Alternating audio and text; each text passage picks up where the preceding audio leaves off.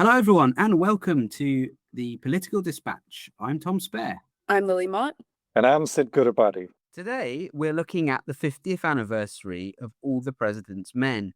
Released in 1976, All the President's Men stands as the definitive cinematic chronicle of the Watergate scandal, transforming investigative journalism into a high-stakes psychological thriller.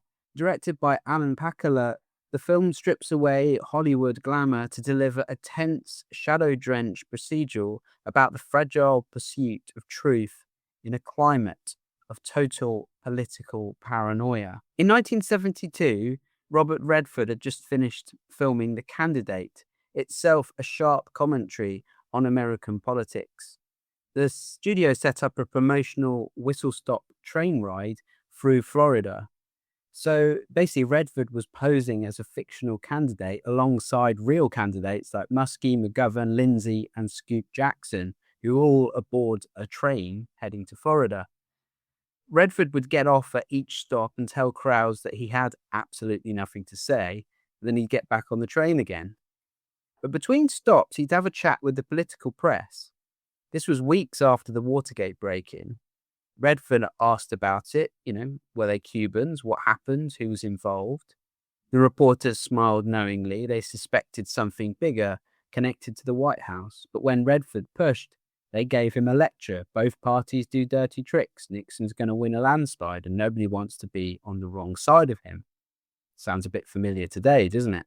Redford went home cynical, but he kept an eye on the papers. And sure enough, there wasn't anything there. And then suddenly, this little article appeared with a dual byline with journalists he didn't recognize, just two guys. And it grew every few days, another story, always the same two reporters, Woodward and Bernstein. Redford became, in essence, a cheering section of one, watching these unknown journalists do what the rest of the press weren't doing. In 1976, just 2 years after Nixon's resignation, Redford brought the Watergate story to the screen. He didn't wait for the book that Woodward and Bernstein were going to produce. He approached them in advance when they were still in the thick of it, when they were still trying to investigate the White House. The studios didn't want to make the film. They thought America was done with Watergate. The Washington Post was terrified Hollywood would screw it up. Katharine Graham literally begged Redford not to use the paper's name. She was the owner of the Washington Post at the time. But Redford persisted because he saw something underneath the process of thorough journalism, the unglamorous work of knocking on doors, checking sources, living with doubt. What makes All the President's Men politically significant isn't just that it immortalized Woodward and Bernstein. It showed journalism as a check on power, not glamorous but essential. At a time when we're debating fake news and media bias, that film's message resonates today. No one is above the law, and we need a free press willing to pursue the truth.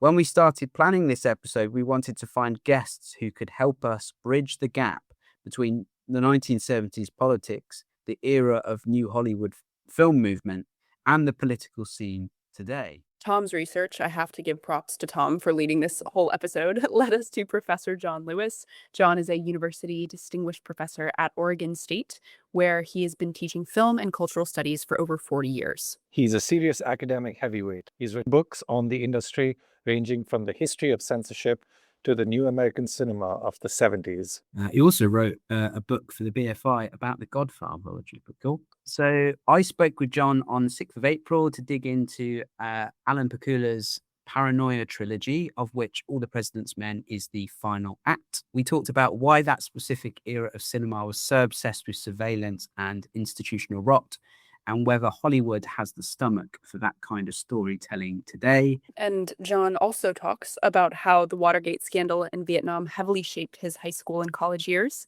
It's an expert look at the cinematic legacy of New Hollywood as someone who lived through that era and as someone who's teaching the next generation of film students. Very cool, very full circle. And the second guest, who you'll hear from at the end of the episode, is Steven Renderos. Steven is the executive director of Media Justice, a US-based racial justice organization that advances the media and technology rights of people of color. Whilst Jon will be talking about the immediate implications of Watergate, Steven offers us insight into whether a Watergate-style investigation could happen today. So here's Tom's conversation with Professor Jon Lewis. I'm Jon Lewis. I'm the University Distinguished Professor of Film Studies at Oregon State University, where I've taught since 1983. I'm the author of 18 books, including relevant here, most recently Road Trip to Nowhere, Hollywood Encounters the Counterculture, which covers the time period that would include All the President's Men. It's great to have you here, and appreciate your time. So you've been teaching film and cultural studies at Oregon State since 1983. And as you say, you've published many books, many of them centered on Hollywood in the 70s. Can you take us back to the beginning? What drew you to film studies as a discipline, and what in particular about that era of American cinema? Well, the last part of your question, what brings me back to the 70s a lot, is I came of age in the 1970s. I was born in 1955. So when Godfather came out, for example, in 1972, I was 17. So I was just heading off to college. And that was a particularly exciting period in film because you have Godfather and then right away American Graffiti and Mean Streets. And, if you just look at the time period I was in college, you have the beginning of the careers of Coppola, Scorsese, De Palma, Robert Altman, Spielberg, etc. So it's a pretty exciting moment in the history of Hollywood. What brought me to film is, today there are a lot of film programs out there, and if you're in college or university, you can study film, maybe even in a film program, but they didn't exist when I went to college in 1973. So there was like an occasional film class, usually taught by an English professor who liked a certain director. And so sort of discovered film on my own and just kind of luckily fell into the sort of beginning of serious film education in the early 1970s. And by the time I got to grad school at the end of the 1970s, UCLA had a PhD in film. I got in and I went and sort of here I am. That must have felt very exciting with it being new. Did it feel that way? Do you think you were drawn to it as well because there was an energy to it, the fact it was just a new type of studies in a sense? Yeah, we were inventing the discipline. It really felt that way. If you look at the sort of groundbreaking moments in academic film study, just for an example, a British writer, Laura Mulvey, the very famous visual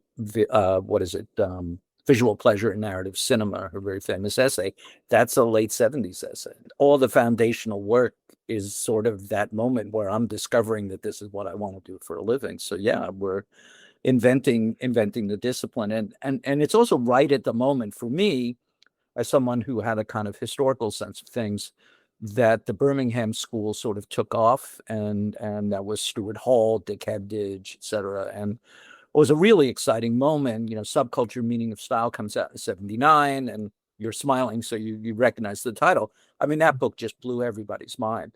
And suddenly I said, oh, you can do that. You can write about punk and do that. And I said, well, I can do that. I've sort of made a career out of doing cultural studies in a way, because I read that at a kind of formative moment. And it was less, oh, I want to write that book, but more that exists within academia. You could do that. And that you could write about popular music. You could write about popular movies, which was new. I mean, back then, that was like nobody was doing that. Films are such a really good way of entering into a particular moment in time, and we'll talk about this in the subject itself. But I think it reflects the wider feelings of society in that particular moment. Well, there's something that sort of happens in the film industry in the late 60s, early 70s. I mean, two sort of almost incendiary events. One is the voluntary movie rating system, which transforms movie content, work that that adheres to a production code written by a Jesuit priest in 1930, to suddenly a classification system, very different thing, that allows for a much wider range of content. And so these directors that I mentioned all benefit from that kind of moment where suddenly you can do things you could never do before. And the other is that, from 1947 to really 1972, the American box office is on a kind of steady decline. And there are a number of reasons, everything from suburban flight to television for the decline, but also because Hollywood's making crappy movies and nobody wants to go see them. And especially young audiences aren't going to movies. And then the studios sort of throw up their hands, executives, and say, I don't know how we're ever going to make money again. And somebody has the bright idea, why don't we hire young filmmakers to make movies for young people? And then suddenly you have that group that I mentioned, really the first one to sort of work out was Coppola, and he worked out in such a grand scale. I mean, Godfather broke every box office record in existence and was a really good movie. So it was, kind of that too, that the studios just sort of said, well, let's just let these guys make movies. And so it's the one moment where it's the one moment where Hollywood comes the closest to being sort of run by artists. Mm. A peculiar group of artists, but still by where the studios are kind of getting out of the way because they don't know how to get in the way anymore. They figure it out in about 10 years and then they get back in the way. So I think that's why this period is often sort of celebrated as a Hollywood renaissance, because it seems like, wow, the lunatics have taken over the asylum kind of thing. Yeah, and it is, sort of a golden age of cinema. And that's interesting. I mean, this is the thing, we go through these cycles, don't we, about cinema and saying, well, it's dead, it's a dead art form, or no one's going anymore, or it's under threat. And they find different ways. I mean, Project Hail Mary, for example, is doing very well at the cinema, and its cinematographer is Greg Fraser, who did Dune and various these big sort of Delanu films, and people are going to the cinema to watch it. You have to put good things in front of people, and people will come.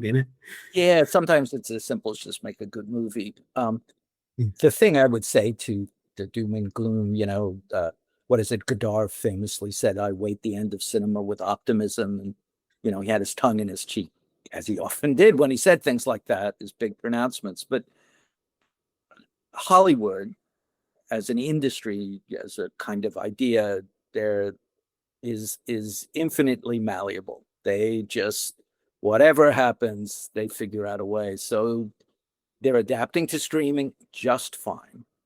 They adapted to the breakup of the studio trust in 1948 just fine. And whatever's coming next, they'll adapt to just fine. Now, whether it'll involve exactly what I grew up doing, which is, you had to go to a movie and give them money and sit in a seat, well, maybe not. And maybe movies become something slightly different. I have lots of students, and this is anecdotal, not data really, but they like going to the movies because it's like vinyl. It's like, they collect DVDs of all things. They want, there's this kind of nostalgia. It's, it's like walking into a coffee house and they're playing 80s music. And it's supposed to be ironic, but there was a moment when that wasn't ironic. That was 80s music. That was music you listened to when you were alive. Maybe movies become kind of a nostalgic enterprise, but it's not going to. You lived through Watergate. What do you remember of that period? Because it's something that's really going to influence what we're talking about today. And did it sort of shape your view of the presidency, of American power, and your trust in institutions as well? Well, yes. The Watergate hearings were the spring of my senior year in high school on through to the very beginning of my freshman year of college, which also coincided with the first year I could vote. Oh, wow. Okay. So yes, Watergate was big. So in the US, the voting age was 21 until I think it was 1971. I think that's right. And the argument that was used to drop the voting age from 21 to 18 was all about Vietnam. If you're young enough to get drafted, 18, then you're old enough to vote. And it was an argument that was, on any part of the political spectrum was kind of hard to argue against. So it passed in time for me to vote for the Watergate election, really. My first election was 1972, presidential election. Didn't vote for Nixon, just saying, but he won anyway and won in a landslide, if you recall. The Watergate thing sort of emerged as a kind of revenge against my vote meaning nothing. I mean, for me personally, it's like, well, I didn't vote for him. When they reinstated the draft for Vietnam, it became a fact of life for pretty much every young man, because it was just men who would be drafted of my generation. And from about age 16 on, because I had to get a draft card when I was 16, selective service card. You still have to get them. Can't get a student loan in America without a selective service card. Yeah. Yeah. So still, there's no draft. But should they have one, they have to be able to find you. So you register with what's called selective service.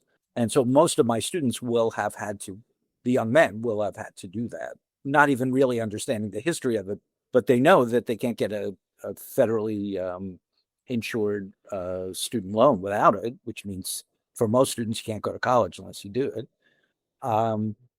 And so from about age 16 to about 19, it was like all I thought about. Like, I don't want to go. I don't believe in the war. Plus, I don't want to get killed. We all have things that we worry about when we're 16. But for me and for every other person I knew, it was that. And yeah, he's a complex guy.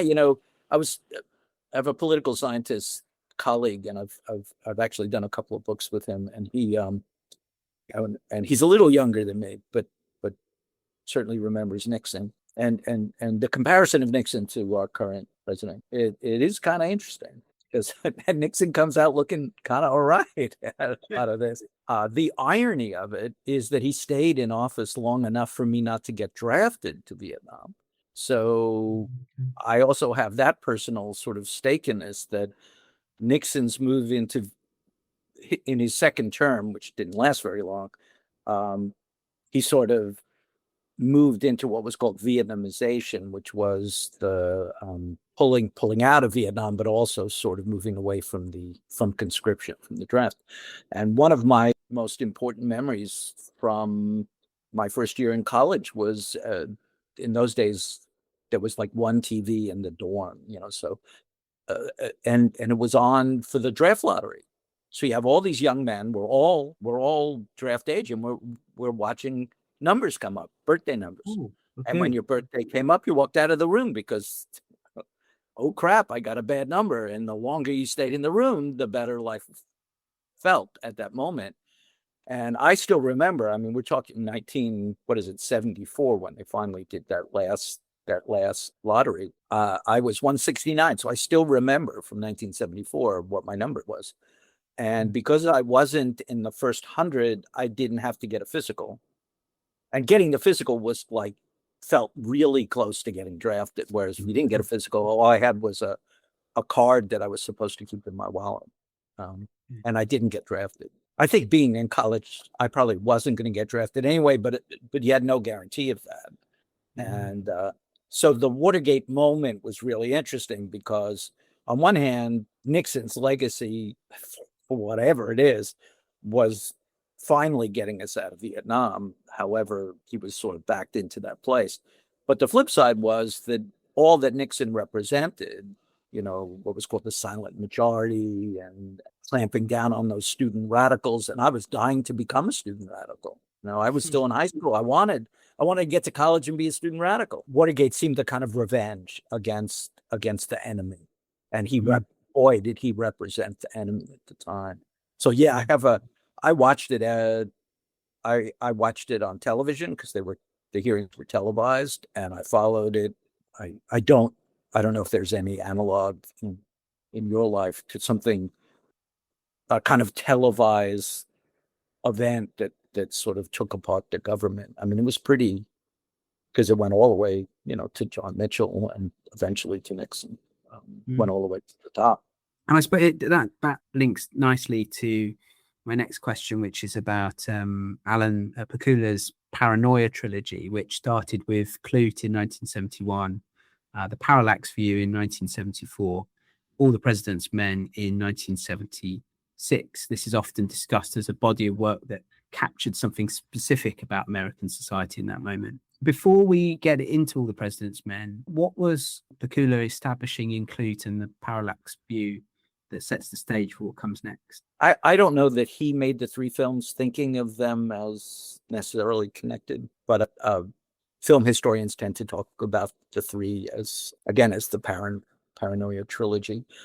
Klute's a really interesting film, and I actually teach Klute every year, and so I see it a lot, and it really is truly an amazing film. So on one level, it's this kind of stalker thriller. And in some ways, it's interesting for students to look back on it as a kind of expression of, kind of women's lib era feminism. And it focuses on a call girl, which seems antithetical to the argument that it's a feminist film. But there are moments in the film that are really profound and have nothing to do with sex work. Though I do think the film is actually way ahead of its time in discussing the relative ethics of sex work. But the film ends with John Klute, who is a boring detective from Nowheresville, Pennsylvania, who falls in love with the prostitute Bree Daniels, who's played by Jane Fonda. He's going to take her back away from the evil city and back to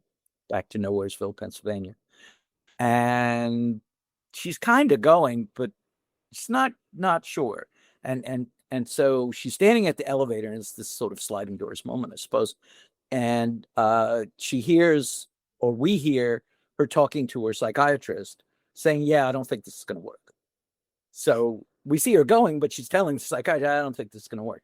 Plus, we don't think it's going to work. I think you're watching the movie and you go, what is she going to talk with the other women about when she gets to Nowheresville, Pennsylvania? Like, oh, I was a prostitute in New York and I wanted to be an actress, etc. And then she gets a call from a former client, and her voice changes completely. She becomes the character she was before she met John Klute. And you could see, wow, it's going to be hard to move on. And the film shows that becoming a suburban wife isn't everybody's dream.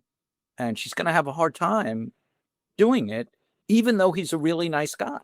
It has nothing to do with him. A woman can make a decision. It has nothing to do with the guy. It's her decision. And the film doesn't, I think it's interesting because the film doesn't get into her sort of, the sort of traumas of her youth. It's not a 21st century film, right? She's a prostitute because she wants to be an actress. And it's not working out because it doesn't work out for most people who want to become actors. And she even has this audition where she's Jane Fonda. She's really good. She should probably get the role, but she doesn't get the role because, they dismiss her fairly early on in the conversation in her audition. That she doesn't even finish. She's doing a George Bernard Shaw monologue. They don't even let her finish it. And she's clearly not getting the job. And then she goes and calls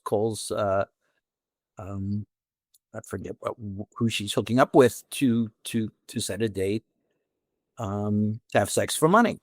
And it's because you can make more money being a prostitute than being a waiter. I mean, that's sort of what the film is suggesting, and no judgment, which is unbelievable for 1971 film. So there are things going on in the film that are really kind of fascinating and reflect the kind of progressive politics that you just don't see in American movies. I should say that Pakula produced To Kill a Mockingbird. So he had a kind of long history of being involved in what would be seen as politically progressive films. And when he becomes a director a little later in his career, with the three films that we're talking about here, it's not a sudden turn, or he doesn't come out of nowhere. I mean, he was part of sort of Hollywood's liberal establishment. But there's something more going on in these films than just a reflection of, the kind of Hollywood liberal sensibility, I think. The villain isn't some crazy, somebody who you look at in the beginning of the film and go, okay, he's definitely the killer. It's the guy who actually hires Klute to go find the killer, because he's a person beyond suspicion. Parallax View is an assassination film. It's about political assassinations and plays into all the stuff that people of my generation were clinging to in the mid-'70s, which was who killed JFK. It's sort of Oliver Stone's JFK before that movie exists. And it's the idea that there's some sort of powerful cabal of millionaires plotting against us, which we now know to be true. But in those days, that was a surprising thing to say. Who killed JFK? Well, a bunch of rich people who wanted to kill him, killed him, kind of thing. And I don't know. I mean, we live in a world where conspiracies are a dime a dozen now, but they weren't. Once upon a time, we had fewer conspiracies to cling to, but the JFK assassination conspiracies were rife. So that film came out and spoke to that. And that spoke to a paranoia that somebody could be a figure like JFK was, whatever the specifics of his politics, but was a person who seemed to unify people around a kind of optimism. His famous speech in Houston about, we're going to go to the moon because it's hard, because we want that kind of thing. And then they could kill him. They could kill him. And that's what that film said. And that was a lot. And then All the President's Men is, it's about Watergate, which was the realization of all the stuff that we were supposed to be paranoid about. Yet, these guys are capable of anything. And they have no morality, and they're running the world. So I watched Klute and the Parallax View because I hadn't watched them before. In preparation for this, I've watched them, All the President's Men, 2 or 3 times. I love the film. What I found interesting about the Parallax View is it begins and ends with a board, the review of the assassinations, and I guess it's sort of a homage to, what you're talking about with Watergate as well, or a prelude to that. And I thought that was such a striking image with the eagle behind, the guys saying nothing to see here. Let's move on. We've been investigating. I think at the start of the first investigation is 4 months. The second investigation at the end is 6 months. We've done our investigation. No time for questions. Thank you very much. And that felt like at the time, certainly felt like a comment on the Warren report, to the JFK assassination, that they hired a bunch of people to get together to basically reinforce the original lone assassin, lone gunman argument, which, never really felt right. It's interesting because, I think Oliver Stone has, been discredited a bit over the years, which I think is too bad because he's such an interesting filmmaker. But JFK, if you pay attention to the film, I think what he's arguing is that we'll never know. I think ultimately that's what he's saying. And I do think that's true. And I think that's what Parallax View says, that, the truth is out there, but you're never going to know what it is. And that's what's so great about Watergate and so great about All the President's Men, that you have these two guys. The film's really good about showing they're really different and they kind of barely know each other. And they absolutely work within a kind of system, but they do get the truth out. And they speak truth to power, right? The ultimate dream of every progressive. And it's right there in the movie. And it did happen. It's actually true, which makes it even better. In a way, it comes out, just a couple of years after Parallax View. And Parallax View is so cynical and so, it has Warren Beatty at the very height of his irresistibility. And he's a crackpot. Everything he does is just written off. Oh, he's just a crackpot. Whereas in this, you have these two guys with the long hair. I love the hair and All the Presidents. The hair is great. with someone with lacking hair, I was very much admiring all the hairdos in it and just sort of a Yeah, bit yeah. clueless, Well, you know.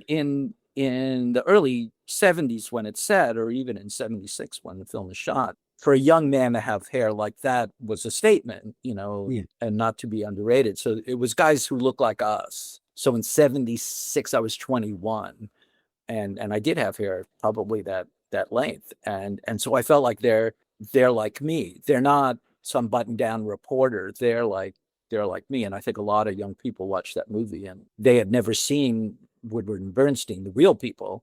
It was Dustin Hoffman and Robert Redford, who couldn't be less alike. Hmm. Can I tell you a little Redford Hoffman story? Yeah, go far right. It has nothing to do with the podcast, sorry, but it's No, a of cool course. story. Mike Nichols was casting The Graduate. The studio wanted him to cast Robert Redford, Okay. and in the lead role, and he said no, this makes no sense. So he did an interview with Redford, and he said, imagine what it would be like to not be able to get a date. And Redford looked back at him like, what? And of course, when he asked Dustin Hoffman that question, he had a long answer to it. Yeah, like all the time, man. And that's why Hoffman he was able to eventually convince the studio that Hoffman was right for the role. And linked to the characterization of the film is the way it's shot as well, All the President's Men, and the other two films as well, by Gordon Willis. Am I right in saying Gordon Willis was the cinematographer for The Godfather as well? Yeah. He's sort of known as the Prince of Darkness. And actually the use of light, I noticed in the Parallax View, it's there's the assassination in the day, and then it turns to night, and it sunsets, and then the unraveling starts to begin. Could you talk about how light and darkness are used in All the President's Men, particularly making Redford and Hoffman look quite small in comparison to the monolithic sort of Washington, D.C.?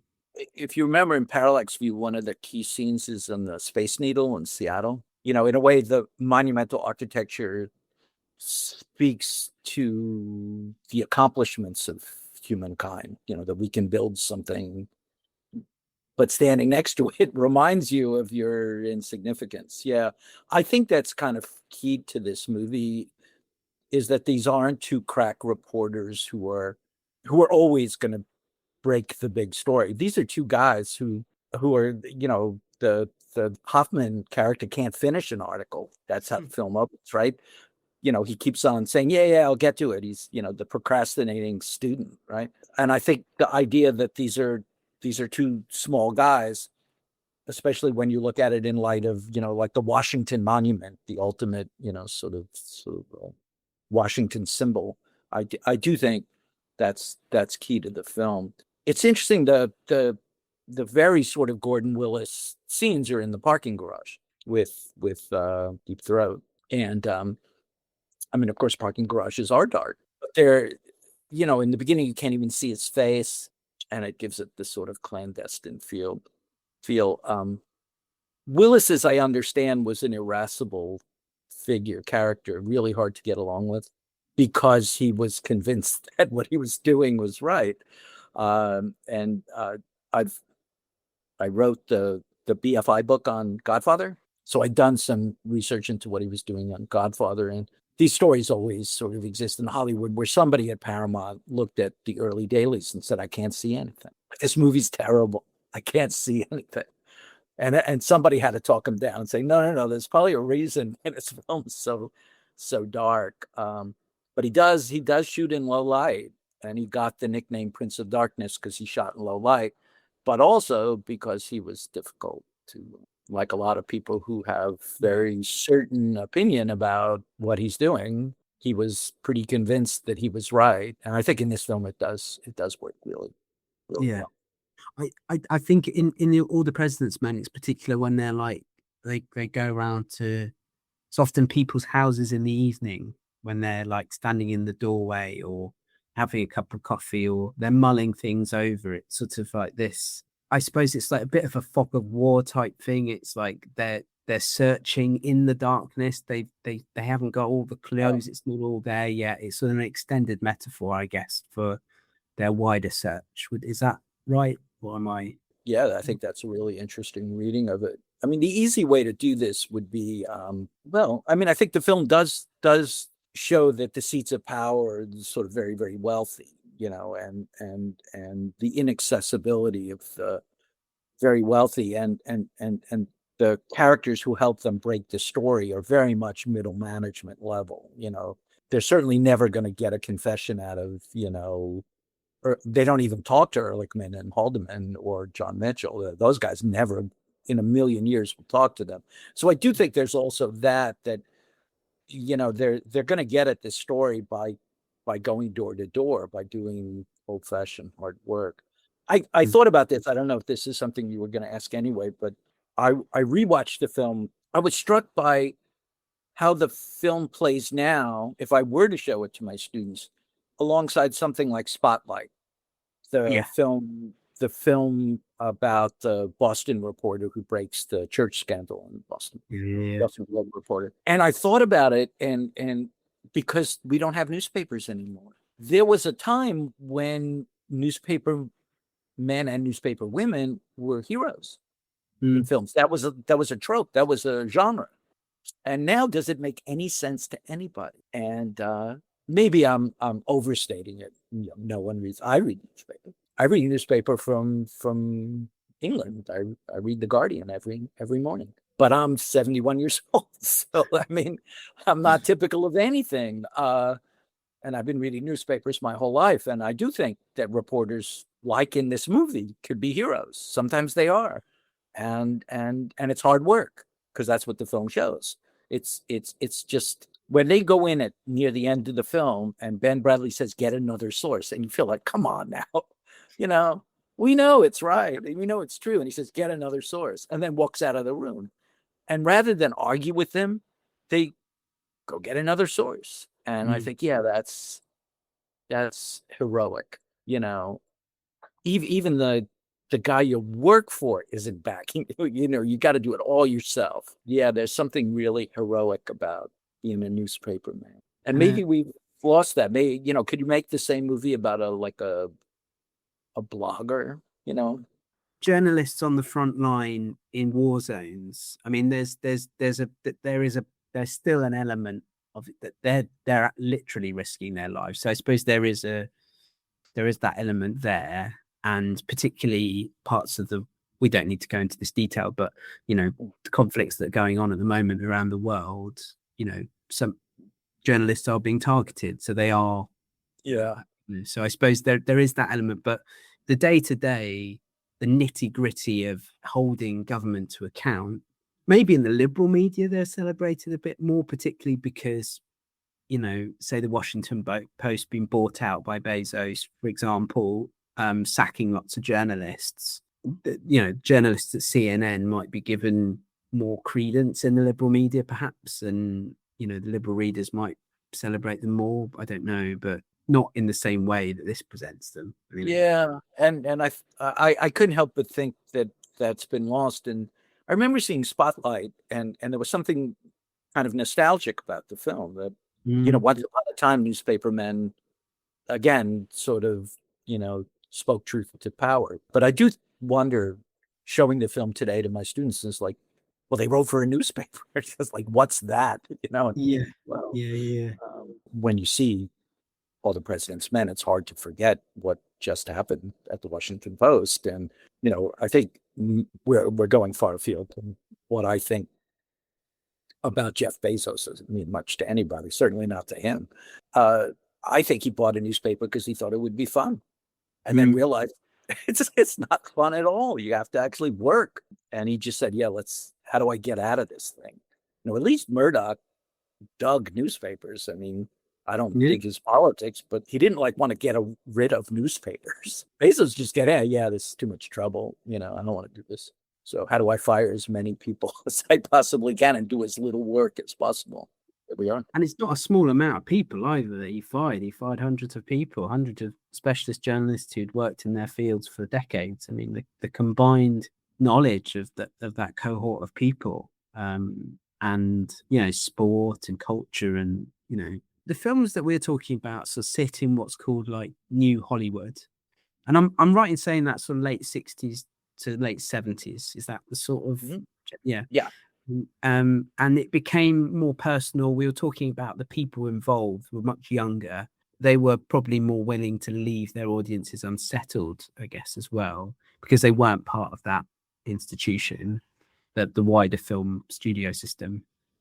How does the Paranoia trilogy fit into that broader movement? And does it tell us about Hollywood was capable of in that moment that perhaps it might not be capable of now, or it might say those messages in a different way?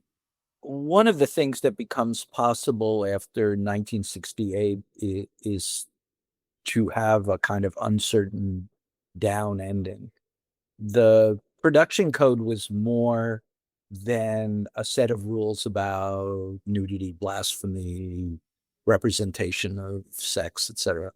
It was kind of balancing act with regard to morality, and that you had, for example, the end of Godfather, Michael wins, and he kills all his rivals, and he's the most powerful man in New York. And then he lies to his wife, and the movie ends. And it's like, wait a minute. The gangster does all these things, just kills like 10 people, and that's not possible. That ending, it's not even that nobody thought of it or nobody tried. You just simply couldn't do it and get a seal of approval. And what happens is overnight in 1968, you could.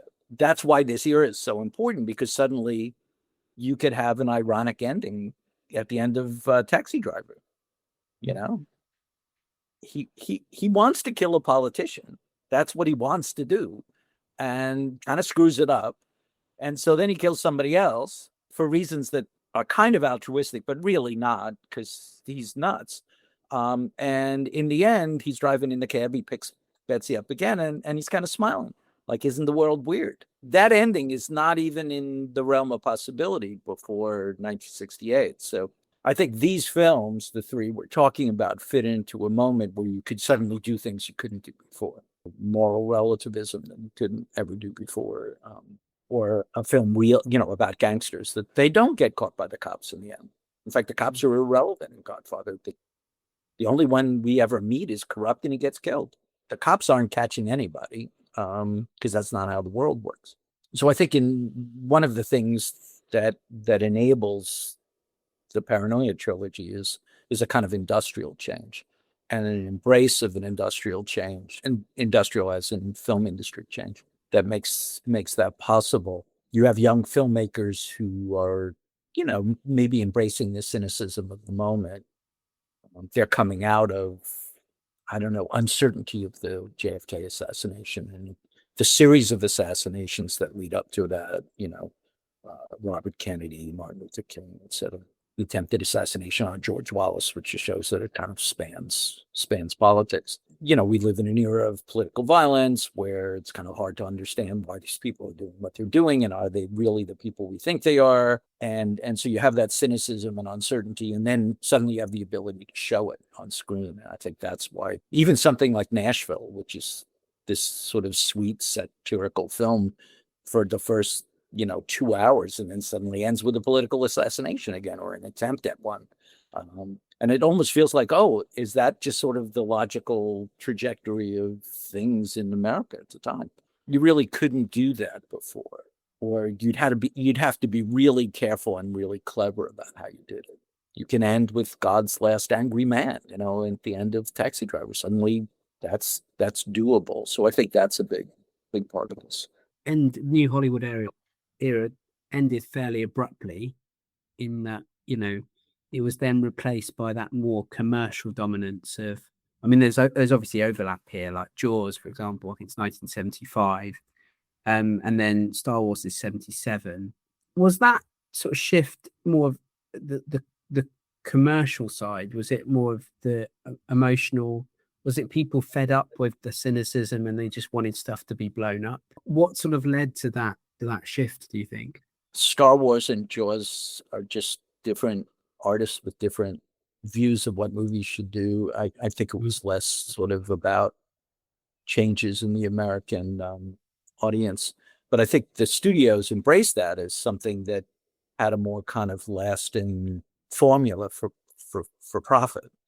That indulging artists had its obvious limitations. And I don't know, most people who teach film history sort of land at the time period between 1979 and 1981. So between Apocalypse Now and Heaven's Gate is this sort of moment when the studios are starting to get worried about, well, we've given the directors too much power. And logical endpoint of this is throwing, as in Heaven's Gate, $40 million at something that's not even going to make $1 million back. That was always coming. Whereas something like, just a really good genre film like Jaws, or a thrill ride film like Star Wars that's just fun and imaginative, even better, has a bunch of sequels, is maybe the formula we want to cling to. Eventually what Star Wars proves is it doesn't matter who directs it, because Lucas, who early in his career was clearly an ambitious and genius filmmaker himself, doesn't make Empire or Return of the Jedi. In fact, we've never, nobody knows who those guys are who make those films at the time. And they're really good anyway. So it doesn't matter who directs them. So I think he ended up proving auteurism was kind of unnecessary. And I think that's sort of what happens. Did the blockbuster kill the political thriller? I don't know. I'm trying to think if there's a good political thriller in the 80s and 90s. And I'm not thinking of one, so maybe Oliver Stone does his Vietnam films, and they're in the 80s, right? Born on the 4th of July and JFK, and he's certainly a very political filmmaker, and very much has an agenda, and makes money and wins Oscars. So he has some success. So I don't know if it's that hard and fast. I think what the blockbuster definitely does is it gives Hollywood a formula that it desperately wanted at a time when it desperately needed it. The auteur film, the films that we've been talking about that are released, sort of between 67 or so and 1980, kind of the studios throwing up their hands, just saying, we really don't know what anybody wants to see anymore. We just don't know. And maybe these young guys do. And then with Jaws has the feeling like, oh, well, we know what that movie is. And Star Wars, even though all the studios had rejected Star Wars, they sort of recognize, okay, it's not about science fiction. It's about, popcorn cinema, and we need to get back into that. And when they get back into that, they kind of never look back. And it's really hard, the sorts of things that Pakula is making, on big studio money with big casts probably become much harder to get made. Could a film like All the President's Men be made today? Because there are things like the Iraq War, the 2024 Biden withdrawal, for example. I think we'll find out more about that. There's have been some books written about that. The Epstein files. Or are these things that are too, they're not fantastical enough, I guess. I don't know what your thoughts are. The film that maybe fits in this is The Big Short. And of course that has, big stars in it. But it's funny. They're very, in a way, it's very clever about how it goes about doing what it's doing, that the film is so entertaining, you sort of miss the fact that, wow, this is really political. So that was Professor Jon Lewis from Oregon State University talking about All the President's Men, the Paranoia trilogy, and what it was like to live through the Watergate scandal. Huge appreciation to Jon for taking time out to speak to me for this show. We were talking for close to 2 hours, and it was a really great chat. Before we close out today, we wanted to share another perspective on Watergate. This show is all about placing the political present in context. So we've given the history and the representation of All the President's Men through film, but it's worth asking about the now. Could another Watergate investigation happen in today's very different political and media environment? So I posed that question to Steven Renderos, the executive director of Media Justice, a US-based racial justice organization that advances the media and technology rights of people of color. So Steven, could a Watergate-style investigation happen in today's media environment? Yeah, and I think the evidence is pretty clear that it still does happen. You look at things like the Panama Papers, which had a bunch of different journalists collaborating from a bunch of different countries using like so many documents and leaked records. And you think about the impact of what it had, it led to like the resignation of Iceland's prime minister. You had projects like the Pegasus Project, which exposed the surveillance of journalists and heads of state and activists like across like various different countries, focusing obviously on spyware that was being sold by an Israeli tech firm. You look at ProPublica's like reporting on Clarence Thomas and his kind of history of accepting like luxury gifts from that Republican billionaire Harlan Crow, which actually forced the Supreme Court to adopt its first like real ethics codes in over 200 years and won the Pulitzer Prize for public service. Those are like Watergate level journalism that's happening like right now. It's just happening in a more consolidated media environment. So the short answer is like the journalism is still there. What's changed in my mind is on the government side. Watergate worked because the system eventually like held itself accountable. The Department of Justice pursued it. The Senate investigated it. Ultimately, like Nixon, given the political pressure, resigned because the institutional mechanisms around him to hold him accountable like were actually working.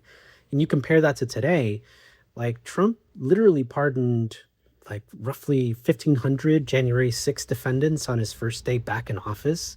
That included people convicted of like serious seditious conspiracy.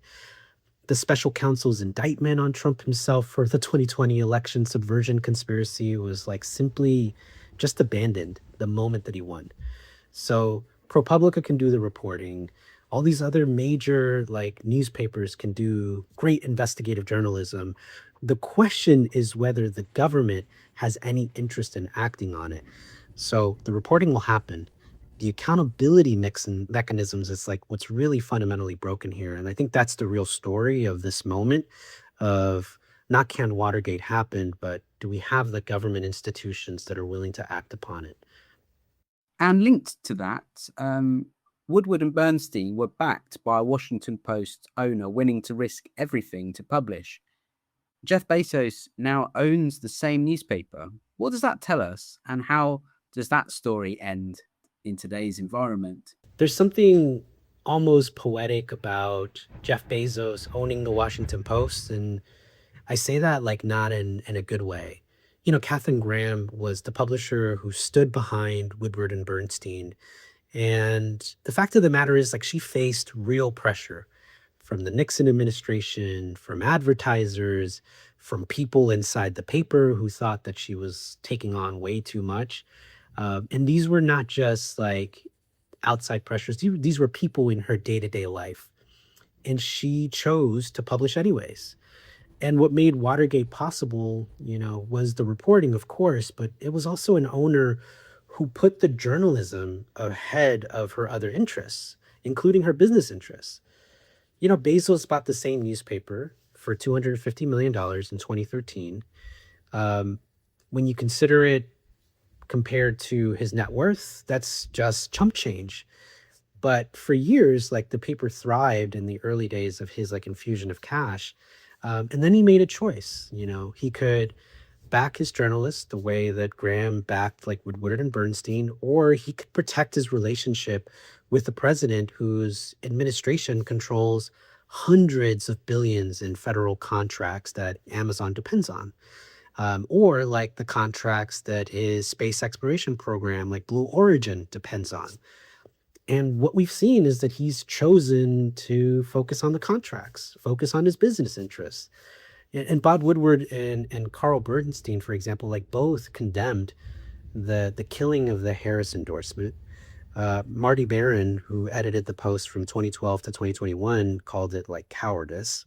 And then in February 2026, you see more than 300 journalists get laid off, including the reporter who covered Amazon. So the line of like being able to really treat the Washington Post as this paper of record with a legacy and a history that's willing to make the journalistic choices, even if they buck against the business choices, that's not what we've seen with Jeff Bezos. So like, how does that story end today? The Washington Post is still publishing. There are still journalists there that are doing real work, but the institutional willingness to take on like powerful interest at cost to their own power, like that's completely gone. And so when you think about what Watergate actually required, that willingness, that risk was everything. And we don't have that now. Our thanks to both Professor Jon Lewis and Steven Renderos for your great contributions today. Particular shout out to Jon for being so generous with his time. We were chatting for close to 2 hours. We hope you enjoyed this episode. Let us know in the comments, give us a rating, share with your friends, family, fellow classmates, and colleagues. This has been a Be the Change Media Network production. My name is Lily Maud. I'm Tom Spare. And I'm Sid Kurabati. You've been listening to the Political Dispatch.